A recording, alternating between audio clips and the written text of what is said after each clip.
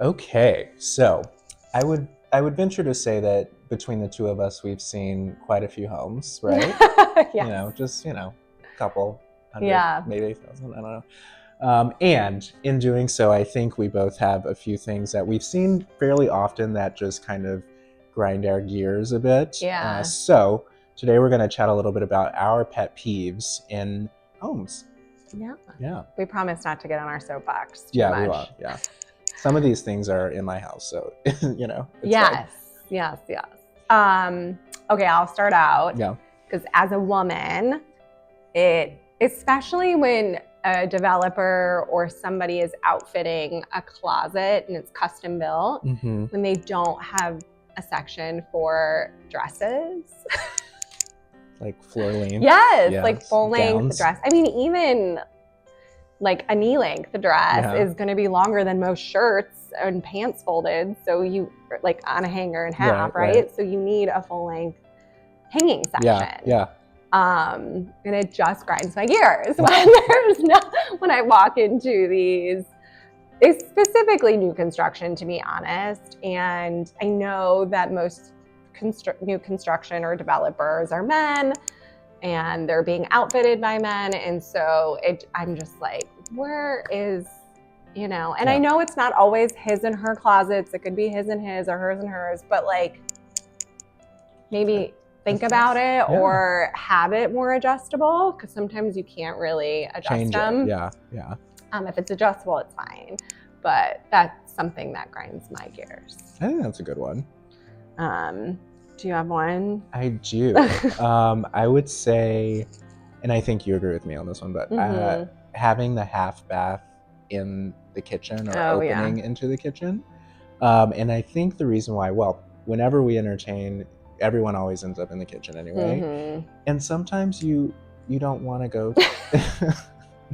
Nobody does. You don't want to go to the restroom right in front of, not in front of everyone, but like, across from the island. Right, where, everyone's like, wow, he's been in there for a long time, Yes. So I feel like it's always nice to have the half bath kind of tucked away. Yeah. So your guests can have a little bit more privacy and It's so funny because there's a lot of townhomes where there maybe isn't a half bath on the main living space and you have to go down or up. And a lot of people don't like that because they're like, oh, I have to go up or down to go to the bathroom. But I'm like, but the alternative is like it being right here in your kitchen or dining table, like whatever. So I'm like, this is maybe the better option that you have to go up or down and have a little bit more privacy. Yeah. So not always a negative if there's not one on the main living space, but I agree, pet peeve. Yeah. For sure. Okay, another one of mine is like blue light. So when I can even spot it when I'm like driving down Lakeshore Drive or in neighborhoods and you look into homes and you see this like blue bright lights that should be in office spaces or surgery rooms and not in your home. And just like layering lighting, you don't always need recessed lighting everywhere. Maybe have some incandescent floor lamps, sconces, things of that nature. So that's more of a vibe. Yeah. More of a vibe. I think in new construction, it's definitely, you don't see it as it's getting a lot better. Definitely. But I think everybody could be educated on lighting a little bit more. And that's actually one of the things that we recommend to our sellers. Like, it makes a big difference. We'll ask them to change the light bulbs because it can make the difference between a place looking clinical and a place looking warm and inviting. Yeah. Or if they don't match. Yeah, that too. That's another one. Yep. I know we have our list here, but do you have another one off the top of your head? Ooh, off the top of my head. Ooh,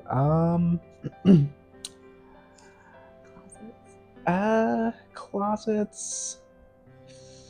Like, is that a big one for you, or is that more me? No, I think that's probably more you.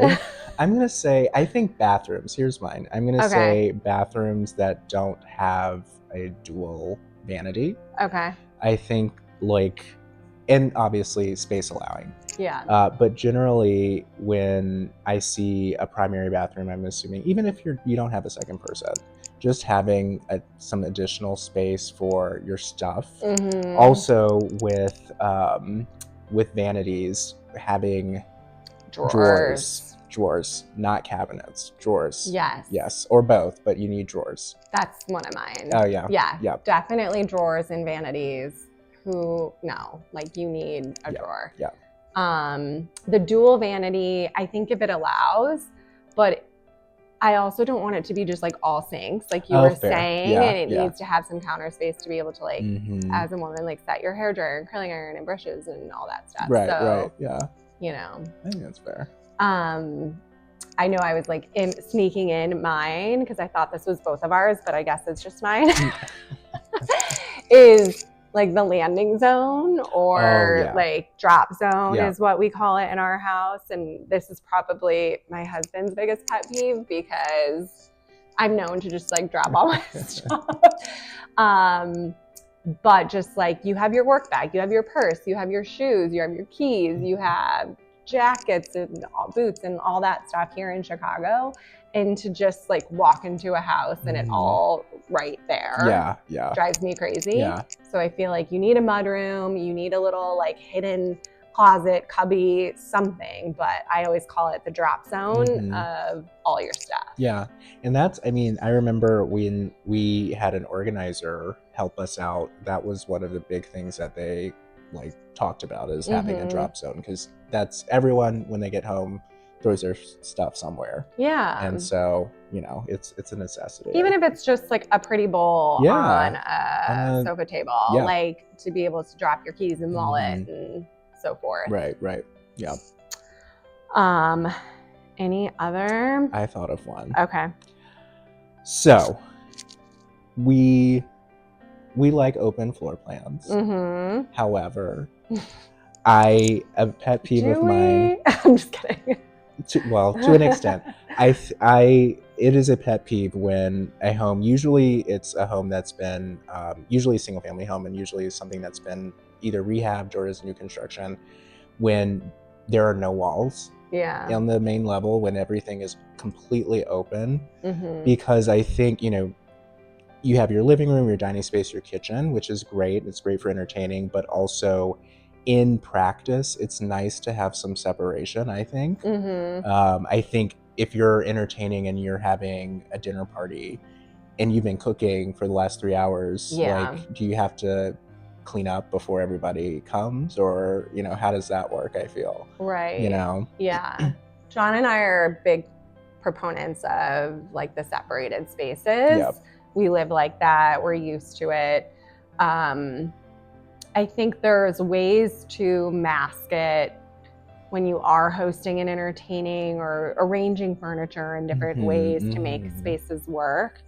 But I do think people are going back to like the separated spaces as well in design, and specifically the dining room kitchen situation. I love a formal dining room. Me too.